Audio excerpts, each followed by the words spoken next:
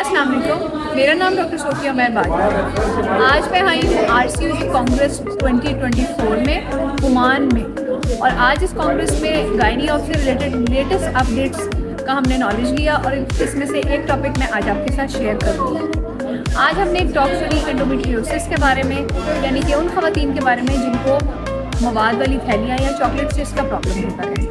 आज मैंने एंडोमेट्रियोसिस पे लेटेस्ट गाइडलाइंस सुनी, और मैं आज आप लोगों के साथ latest recommendations as per RCUG discuss करूँगी। एंडोमेट्रियोसिस की जो मैंने आज टॉक सुनी, उसके टेक होम मैसेजेस मैं सिर्फ आपको बताऊँगी, यानी कि उसकी समरी या खुलासा करके मैं आपको बताऊँगी। एंडोमेट्रियोसिस खवातीन को दरपेश एक बहुत आम मसला है। एंडोमेट्रियोसिस खवातीन में चॉकलेट सिस्ट की वजह बनती है, जो कि अल्ट्रासाउंड पे नजर आती है। अमूमन इन खवातीन को प्रेगनेंसी होने में दुश्वारी पेश आती है। एंडोमेट्रियोसिस की जो लेटेस्ट रिसर्च है, उसके मुताबिक अपडेट ये है कि जहाँ तक हो सके खवातीन को एंडोमेट्रियोसिस की सर्जरी से बचाएं, क्योंकि जितना भी आप कोशिश करेंगे एंडोमेट्रियोसिस की सर्जरी में खवातीन का AMH कम होगा, यानी कि अंडेदानियों में अंडे बनाने की सलाहियत मुतासिर होगी। तो जहाँ तक हो सके एंडोमेट्रियोसिस के पेशेंट्स में सर्जरी अवॉइड करनी चाहिए। दूसरी बात इसमें यह है कि कुछ पेशेंट्स एंडोमेट्रियोसिस के ऐसे होते हैं जिनको इनएविटेबली, यानी कि ना चाहते हुए भी सर्जरी की ज़रूरत होती है। ये कौन सी खवातीन है? एंडोमेट्रियोसिस की वो पेशेंट्स जिनको पेन बहुत ज़्यादा होती है, वो पेशेंट्स जिनमें सिस्ट में मैलिग्नेंसी या कैंसर होने का शक होता है, या वो पेशेंट्स जिनमें सिस्ट इतनी बड़ी है कि ओवरी में अंडेदानी में अंडे बनाने की सलाहियत मुतासिर है, या IVF के दौरान आप उस सिस्ट को अवॉइड करके एग पिकअप नहीं कर सकते। इन सिचुएशंस में एंडोमेट्रियोसिस की सर्जरी मस्ट होती है। अगर आपको एंडोमेट्रियोसिस की सर्जरी की ज़रूरत है, तो आपका फ़र्ज़ है कि आप एक ऐसे डॉक्टर को दिखाएं जो इस सारी अहमियत को समझता हो, जो ओवरीज में अंडेदानियों में अंडे बनाने की सलाहियत को, AMH की इम्पोर्टेंस को समझता हो। बहुत दफ़ा पेशेंट्स मेरे पास आते हैं कहीं आउटसाइड से सर्जरी करा के, और काफ़ी हद तक अपना AMH ख़त्म करके अपने बच्चे पैदा करने की सलाहियत को मुतासिर करें।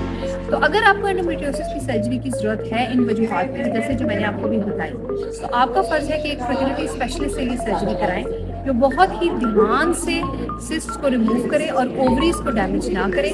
सर्जरी के बाद आपका AMH कम तो होगा, लेकिन किसी हद तक वो कंजर्व होगा अगर आप एक अच्छे रिप्रोडक्टिव मेडिसिन स्पेशलिस्ट से ये सर्जरी करवाएंगे। लास्टली, एंडोमेट्रियोसिस के पेशेंट्स में प्रेगनेंसी कैसे होती है? एक बहुत सिग्निफिकेंट प्रोपोर्शन एंडोमेट्रियोसिस के पेशेंट्स की है, जो आज मैंने रिसर्च में सुना, जो नेचुरल कंसीव कर सकते हैं। आज की रिसर्च टॉपिक में मैंने ये भी सुना कि खवातीन जिनको एंडोमेट्रियोसिस होता है उनमें एग बनता है, उनमें ओव्यूलेशन होती है, यानी कि वो अंडेदानियाँ जिनमें सिस्ट होती है, ऐसा नहीं है कि उनमें अंडा नहीं बनता और अंडा रिलीज नहीं होता। सो बहुत सारे एंडोमेट्रियोसिस के पेशेंट हैं जो नेचुरल कंसीव कर सकते हैं। किसी हद तक आपको एंडोमेट्रियोसिस अगर आपको है तो नेचुरल कंसेप्शन की ट्राई करनी चाहिए। इन खवातीन को ओव्यूलेशन इंडक्शन, यानी कि अंडा बनाने के लिए क्लोमिफेन या लेट्रोजोल की दवाइयाँ बिल्कुल हरगिज नहीं लेनी चाहिए।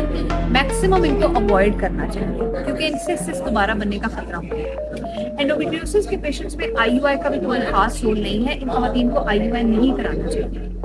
एंडोमेट्रियोसिस के पेशेंट्स जो नेचुरल कंसीव नहीं कर पाते, फिर वो प्रेगनेंसी उनको कैसे होगी? इसका सिर्फ और सिर्फ एक ही जवाब है, IVF। एंडोमेट्रियोसिस के पेशेंट्स जिनको नेचुरल प्रेगनेंसी नहीं होती, वो प्रेगनेंसी IVF से अचीव करते हैं, और इन पेशेंट्स में प्राइमरी IVF ICSI ट्रीटमेंट ही रेकमेंडेड होता है। यहाँ तक कि इस रिसर्च में मैंने ये भी सुना कि अनमैरिड लड़कियां अगर एंडोमेट्रियोसिस का शिकार हैं, तो उनके एग्स को फ्रीज टाइमली कर लिया जाए, ताकि कल को जब वो प्रेगनेंसी प्लान करें तो वो IVF का सहारा ले सके।